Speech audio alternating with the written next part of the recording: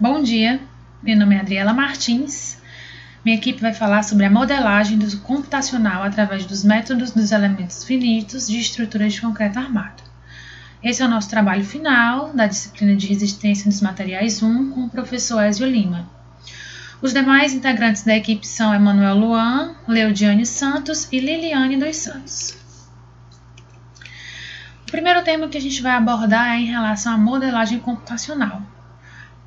Adriela, o que é a modelagem computacional? Ela é a aplicação de métodos para o estudo de fenômenos naturais e processos complexos no mundo real para, através de simulações, fazer previsões sobre esses fenômenos e processos. Então, o que isso quer dizer? Ela utiliza a aplicação para ajudar a entender melhor os fenômenos. Então, assim, ela trata da aplicação de modelos matemáticos, de técnicas de computação, a análise, compreensão do estudo, dessa busca do saber, dessa fomentação de problemas complexos, e em áreas tão abrangentes, como a engenharia civil, as ciências exatas e na própria medicina,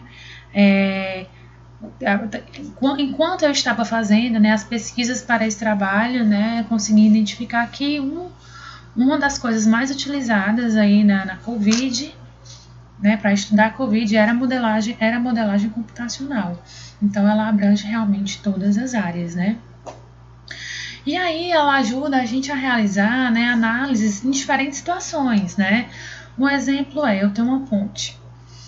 Antes de construir essa ponte, antes de eu ter o custo, de ter a perca de tempo, eu consigo fazer diversas análises na modelagem computacional, com a capacidade de carga que ela vai conseguir receber, quais são os pontos críticos, onde eu vou ter que gastar mais esforços, onde é que eu tenho que realmente aplicar mais atenção na estrutura dessa ponte.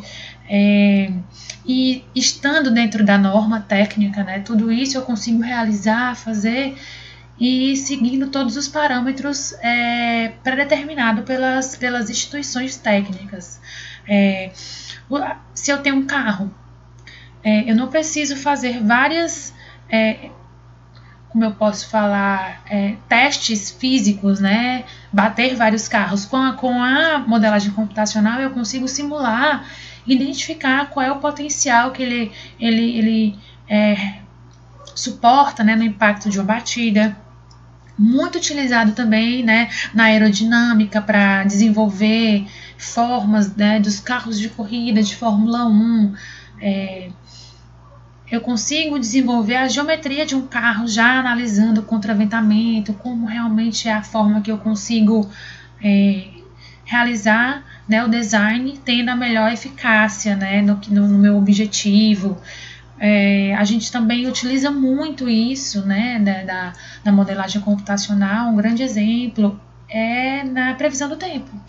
Então, através de diversas simulações do estudo na modelagem computacional, eu consigo também fazer previsão do tempo. Então, assim, é uma área muito abrangente que a gente consegue resolver problemas complexos de diversas áreas e trouxe muita evolução para várias áreas, trazendo soluções rápidas e sem custo e dando mais oportunidade de melhorias e alternativas para os setores. Aí aqui também a gente traz os métodos dos elementos finitos, que a análise dos elementos finitos ela é para resolver equações diferenciais, que consiste em discretizar.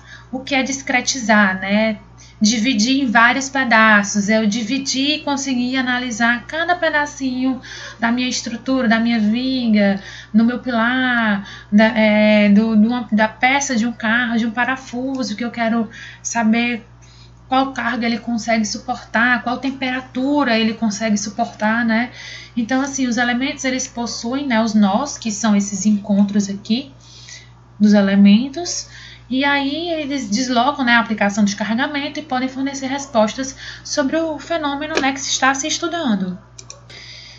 E com eles eu consigo dimensionar várias partes da estrutura e analisar suas reações sem dificuldade nenhuma. Eu consigo analisar se eu tiver uma viga de 4 metros eu consigo analisar centímetro a centímetro como ela vai se comportar, né? E esse método ele me apresenta, né, onde estão as maiores tensões, onde ela está mais carregada. Então, através das cores, né, vai variar também dependendo do programa. Geralmente, onde tem mais carga fica vermelho, onde não, onde está mais leve fica azul, mas isso pode alternar de acordo com o software que está sendo utilizado, tá? Então, assim, a geometria, né, é submetida a restrições, é subdividida em pequenas partes, né, que a gente denomina de elemento, e passa a ser desenvolver o problema, né? Eu consigo subdividindo, né, em partes mais simples, eu tenho a possibilidade de com eficiência realizar todas as tarefas que eu quero para aquela peça, né? Então, assim, as várias variáveis desconhecidas, né, elas começam a ser conhecidas e facilitam o processo de análise dos materiais, equipamentos.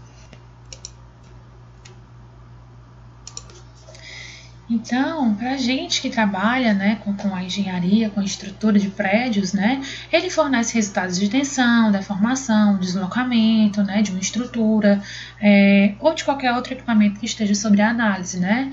Então, falando assim, os resultados utilizados, né, eles conseguem te falar da durabilidade daquele componente, identificar os pontos de concentração de tensão, entender o comportamento da estrutura diante de um carregamento, fazer com que a gente possa otimizar, né, até mesmo na hora de fabricar.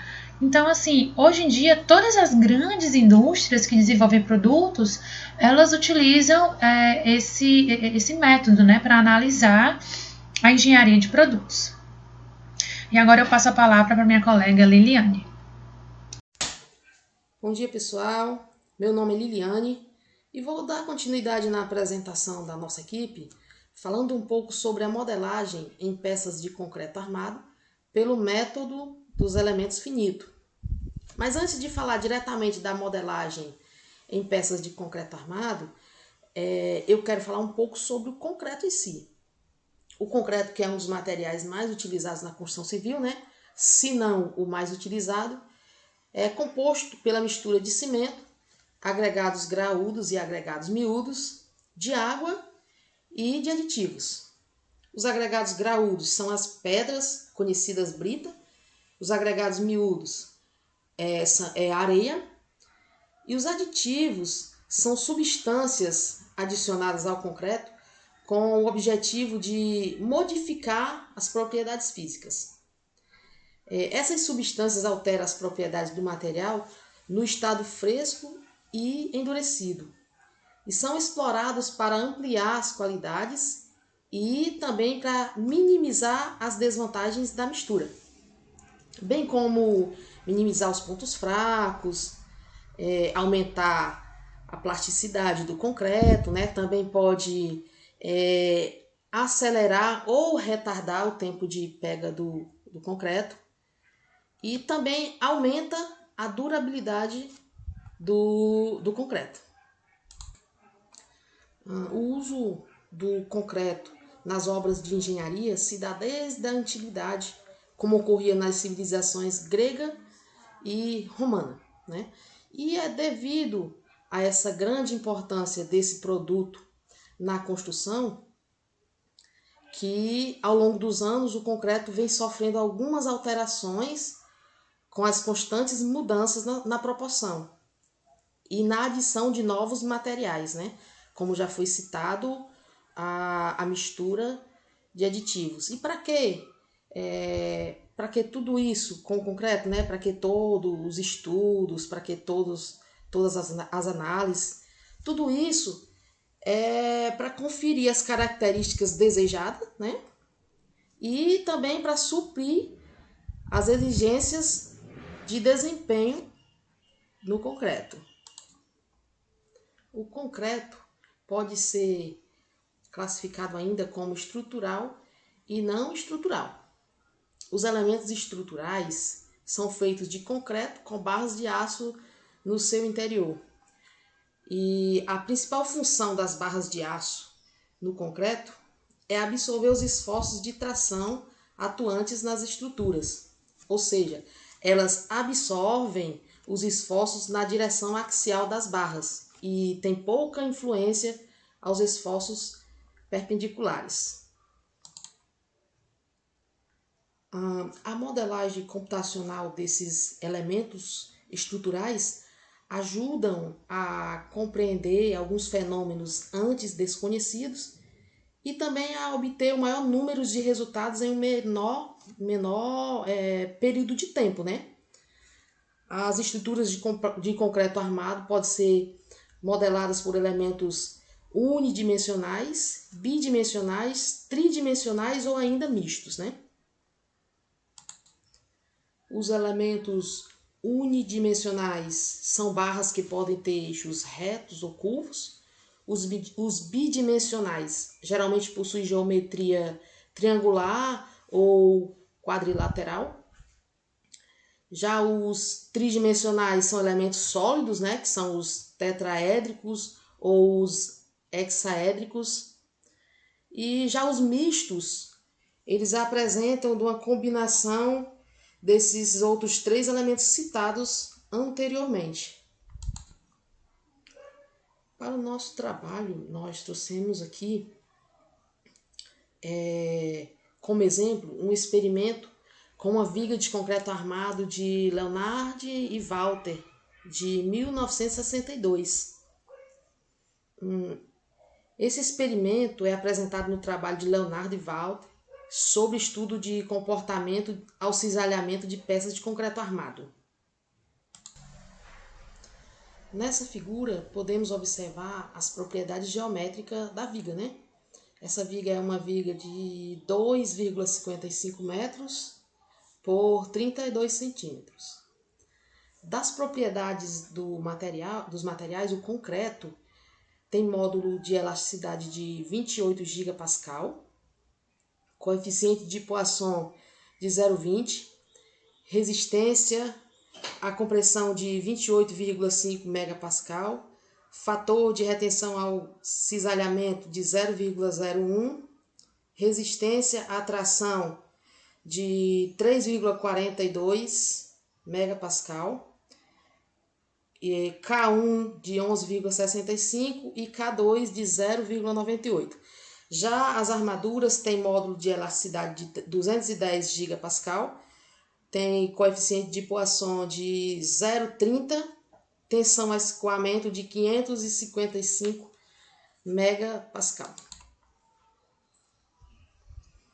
Nesse exemplo, a nossa viga ela foi modelada na plataforma de FEMAP e IGID, na plataforma customizada. A plataforma disponibiliza para o usuário muitos recursos, como, por exemplo, tensões principais, tensões de cisalhamento, né? Essas cores indicam que o usuário, o analista, né, definiu as propriedades do material para cada zona. Nessa escala ao lado, está indicando aqui as tensões nos mais diversos pontos. O usuário clica em um ponto desse e ele vai saber qual a tensão em determinado ponto. No caso aqui, para esse trecho azul, a maior tensão aqui foi de... não dá para ver direito, mas me parece ser 12,057 de compressão, né? Já aqui no vermelho, a maior tensão é de 2,58 de tração. Isso para as tensões principais. Nas tensões de cisalhamento, também aqui, a maior tensão aqui é de 2,67, muito provavelmente nesse ponto, onde aparecerá cisalhamento, né? E é uma tensão de compressão também. Para estruturas de concreto armado, o quadro de fissuração é importantíssimo, uma vez que esse é um dos principais fatores que influenciam no comportamento não linear do material. E a plataforma FEMAP também disponibiliza desse recurso. Aqui está a ilustração do quadro de fissuração da viga em milímetros. Está em destaque aqui a abertura de fissuras por cores e a fissuração do modelo distribuído rotacional. Outro recurso muito interessante que a plataforma disponibiliza é a distribuição de tensões normais nas armaduras.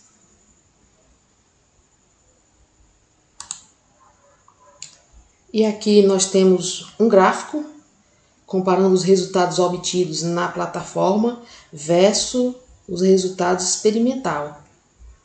E nós podemos observar que as respostas tiveram boa correlação com os resultados experimental, né? Podemos ver aqui, essa linha preta é o resultado experimental e essa linha vermelha é o resultado pela plataforma. E aí, pessoal, vale destacar que a análise computacional ela não substitui as análises experimentais, né? Mas ela ajuda, complementa a análise estrutural, ajudando no entendimento do comportamento das estruturas através de maiores números de resultados obtidos, devido à maior facilidade de variar os parâmetros do projeto. E é isso, pessoal. Quero encerrar aqui a minha participação, passando a vez para a minha amiga Leudiane.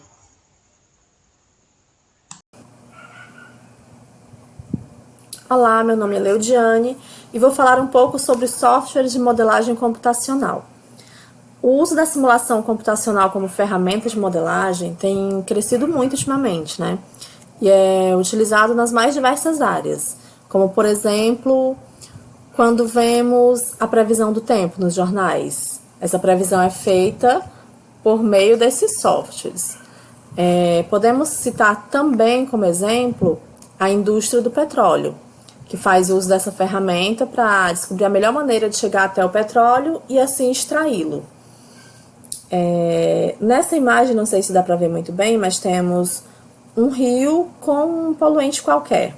Nesse caso, a modelagem computacional pode ser usada para determinar o tempo que esse poluente vai levar para chegar até determinado ponto e até que ponto o poluente vai poluir o rio. E temos muitos outros exemplos também, né? E o uso desses softwares tem trazido muitos benefícios, como, por exemplo, a redução de custos e de tempo dos projetos, né? Eu vou mostrar agora alguns softwares de modelagem mais conhecidos.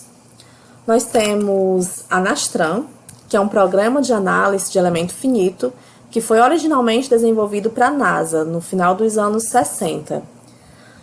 Sob financiamento do governo dos Estados Unidos, para a indústria aeroespacial.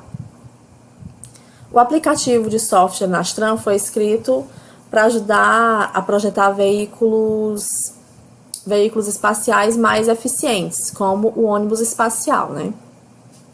O uso comercial da Nastran tem ajudado a analisar o comportamento de estruturas elásticas de qualquer tamanho, forma, finalidade.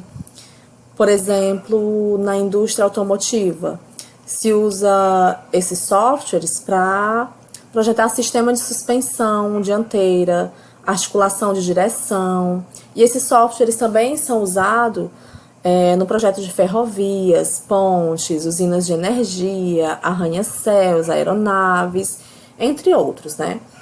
A Nastran contém mais de 1 milhão de linhas de código. E uma super vantagem da Nastran é que ela é compatível com uma grande quantidade de computadores e sistemas operacionais, desde a pequenas estações de trabalho até os supercomputadores, né? Nós temos também a Patran. A Patran fornece um rico conjunto de ferramentas que agilizam a criação de modelos prontos para análise para soluções de elementos finitos, né? As malhas são facilmente criadas em superfícies e sólidos, usando rotinas de malha totalmente automatizadas, métodos manuais que fornecem mais controle ou combinação de ambos, né?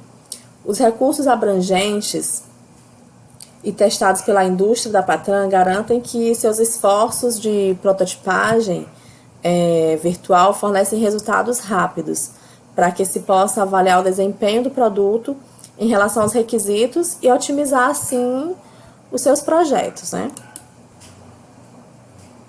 E temos também o FEMAP, que é um programa de análise de engenharia vendido pela Siemens PLM Software, que é usado para criar modelos de elementos finitos de problemas complexos de engenharia e visualizar resultados de soluções.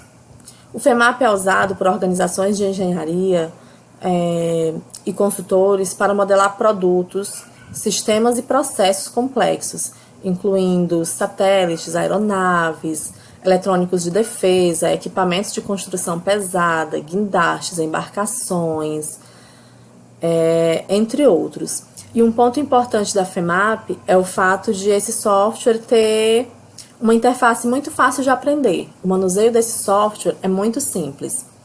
E é isso. Oi, me chamo Luan. Eu vou fazer uma pequena análise utilizando o método dos elementos finitos em uma laje. Eu vou inserir aqui as dimensões da minha laje.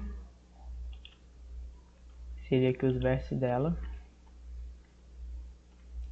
Vou fazer uma laje 3x3 mesmo aqui, só para análise. Uma lajezinha quadrada.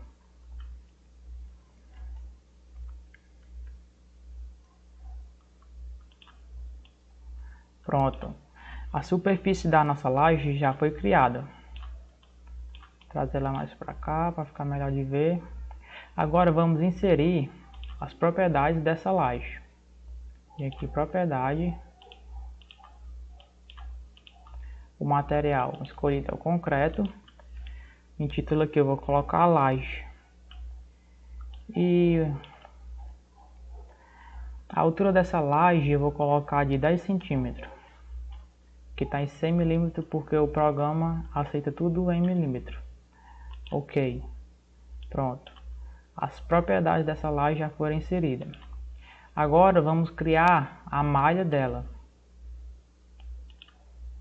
Selecionar aqui a laje que nós acabamos de criar as propriedades dela.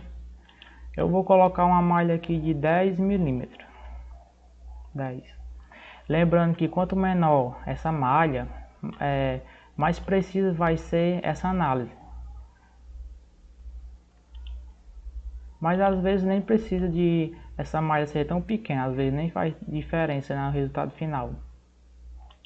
Ok, pronto, aqui dá para ver que já foi criada nossa malha. Agora eu vou criar a restrição nos 4 lados dela. Aqui, restrição. Ok, selecionar aqui os 4 lados dela.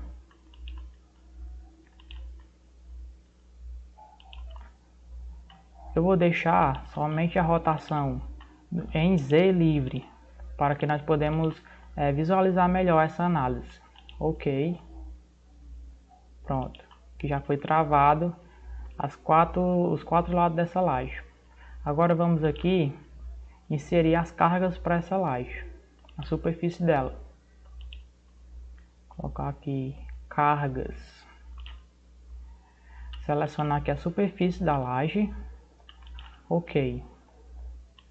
O título aqui eu vou colocar aqui uma carga de 3 MPa de pressão na superfície dessa laje.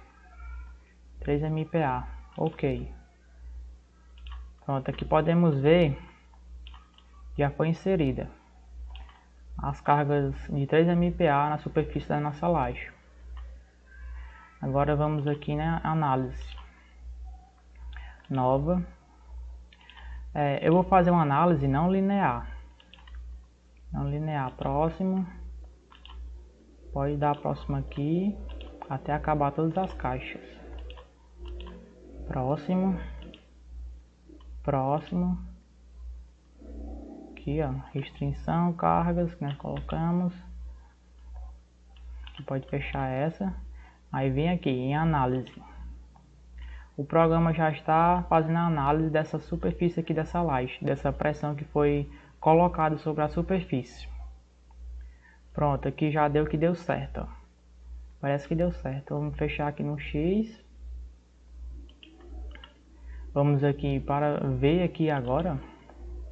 Selecionar. Aqui, ó, deformação, contorno. Aqui, ó, deformação.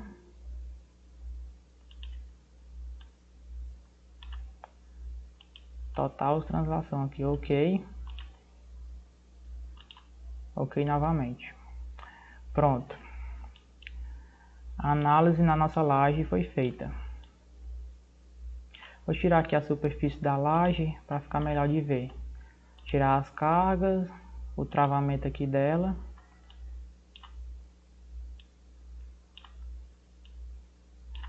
Pronto, assim podemos ver melhor. Vejamos que as áreas menos afetadas são as laterais dela aqui, ó, que é onde ela está travada, que faz todo sentido. E a maior tensão se localiza aqui no centro da laje, no meio. E aqui ao lado podemos ver a escala de tensões que cada cor dessa representa na laje. E esse é o método dos elementos finitos. E era só isso mesmo que eu tinha para mostrar.